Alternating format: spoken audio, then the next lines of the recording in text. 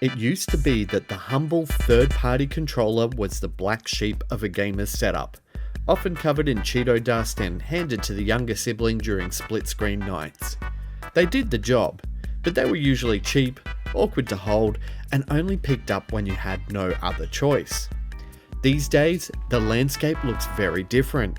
Third-party controllers are now packed with premium features, Hall effect sticks, gyro support, RGB lighting, but with all those upgrades, often comes a premium price tag. And with so many options on the market, it can be tough to cut through the noise to figure out which ones are really worth your time. That's where Into the Armoury comes in. I've been collecting controllers for years, and over time, that collection has grown into what I now call the Armoury. So this new series is about putting some of those controllers and peripherals to the test in order to measure value, comfort, features, performance, and build quality to find out which ones truly deserve a place in your own loadout.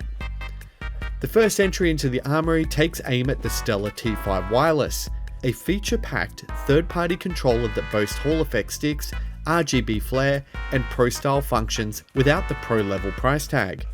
But does it have enough to earn a spot in your loadout? Let's go into the Armoury.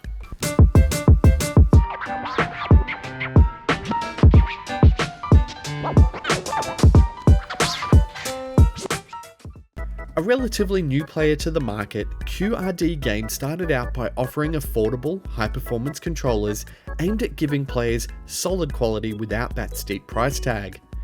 In 2021, the company shifted gears and began developing their own designs, drawing on market research and technical testing to refine what players actually wanted in a controller.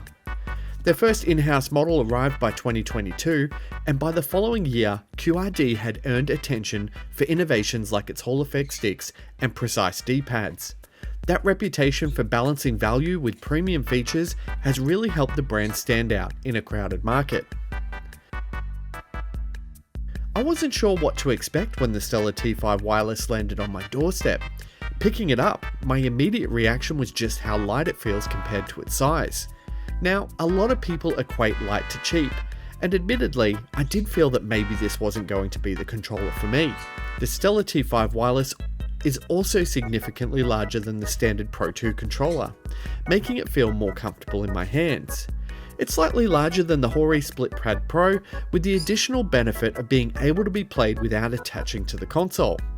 This means the Stellar T5 Wireless works on both the Switch 1 and the Switch 2, as well as PC via Bluetooth support. Now, I primarily tested this controller on the Switch 2, and I was surprised by its comfort with its rubberized grip and button layout. I also tested handheld mode on the Switch 1, where the lighter weight controls made for better handheld gaming sessions. Now, I've recently been gaming with a modified Power A Fusion and a Switch 2 official Pro controller, so I figured they'd be pretty hard to beat. While its $99 Australian price tag puts the Stellar T5 Wireless $20 under both a set of Joy-Cons and a Pro controller for the Switch 2, I still feel like that price tag puts it in a premium pricing tier, which means it should have some premium features. Thankfully, the Stellar T5 Wireless boasts some great features on the box. It has Hall effect joysticks, 6-axis gyro support, programmable macro and turbo buttons, customizable RGB LEDs, and adjustable vibration levels.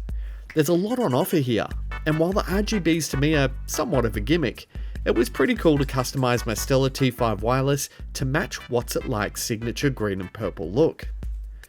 But all of these features mean nothing if it doesn't perform, so it was time to put the Stellar T5 through its paces for a solid week of testing. Each feature would be assigned a specific title to maximize testing, while the controller would also see constant use throughout my week while I caught up on both performance videos and reviews. My first test was going to put the triggers through their paces for responsiveness.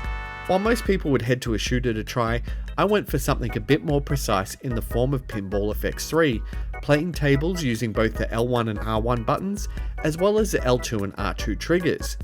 And this is where I first noticed the benefits of mechanical buttons, which have that satisfying click like a mechanical keyboard. It felt like the buttons sprang back and just felt really responsive. I played my favourite tables for about an hour and the triggers just never let me down, satisfyingly popping back after a quick press. And it was at this time I decided to test out some digital controls, so I switched out the standard D-pad for the circular one. The D-pad was a little bit fiddly to swap out, but still easy enough. This time I jumped into Marvel vs Capcom Fighting Collection, something I usually tackle with my arcade stick, and I was pleasantly surprised with just how comfortable playing on a circular D-pad was, especially considering that every other controller I own just has a standard D-pad, which is partly why I invested in an arcade stick. Pulling off special moves was a breeze with the circular D-pad because I could just roll my thumb in one fluid motion, and it had more of a solid click as you play as well, and it just didn't feel as soft as other controllers that I've used. I then went on to test the 6-axis gyro controls. Now, full disclosure, I'm not particularly fond of motion or gyro controls, but there was no way I was going to skip over them. So I loaded up the newly released Switch 2 version of Apex Legends and headed straight for the firing range. The gyro controls were responsive, and I didn't actually mind using them here. I could easily hit targets presented to me, and the range of motion felt just about right. I then loaded up Cyberpunk 2077 to further test them in a more threatening environment, and they also felt really good. And I think what helps here is the left to right motion on the horizontal axis was very responsive, while the up and down motion seemed a little bit more restrained, and that helped make aiming responsive and controlled. My final range of testing was the overall field, putting it to tasks on games that required fast reflexes and skill. I chose both Fortnite and Fast Fusion to test them out. The Hall Effect joysticks were smooth and responsive, although they did feel slightly tighter than the official Switch 2 Pro controllers, which took a few minutes to get used to. Once I did, however, it was a blast to drop in for a few rounds of Fortnite. I then moved on to Fast Fusion to put it to some high-speed tests, and a race through with flying colours. Again, the micro switch buttons just make a world of difference. Each press of a button doesn't feel soft or gentle, but more of a responsive and authoritative click. Throughout all the testing, it took around 6.5 hours for the controller to go flat and require a charge. Now, this is where my only issue with the controller comes up. Because if you're playing on a Switch 1, there's really no hassle. You can just charge it by simply sliding it onto the rails of your console. But if you're playing on the Switch 2, each Joy-Con has its own individual charging port, requiring 2 USB-C cables. Now, the controller does already come with one cable, and if your household is anything like mine, they're a dime a dozen. But still, it's something that should be noted for Switch 2 and PC users. All in all, the Stellar T5 Wireless is an outstanding piece of tech. The micro switch buttons just feel so great and respond with that satisfying click. The rubberized grips feel great even after hours of extended play, and the see-through design coupled with the customizable RGB LEDs make it look stylish. Still, it's more about function over style that makes the Stellar T5 Wireless such a great controller. Its larger design makes it more comfortable for people with bigger hands, and the customizable rumble intensity allows you to tweak things to feel just right. Offering more features than most third-party controllers, the Stellar T5 Wireless makes her a fantastic addition to the Armoury, and an easy recommendation for someone looking for both Joy-Cons and a Pro Controller style setup. I award it an 86 out of 100. In the interest of full disclosure, a review controller was provided by QRD Game, but this doesn't influence my score.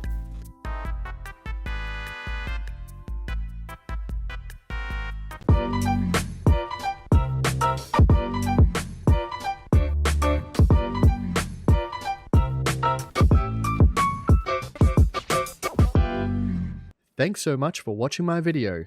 If you liked it, the best way you can support What's It Like is by liking, subscribing, and sharing it with your friends. For more reviews, click on the thumbnails to the right, and for everything Nintendo, check out whatsitlike.com.au.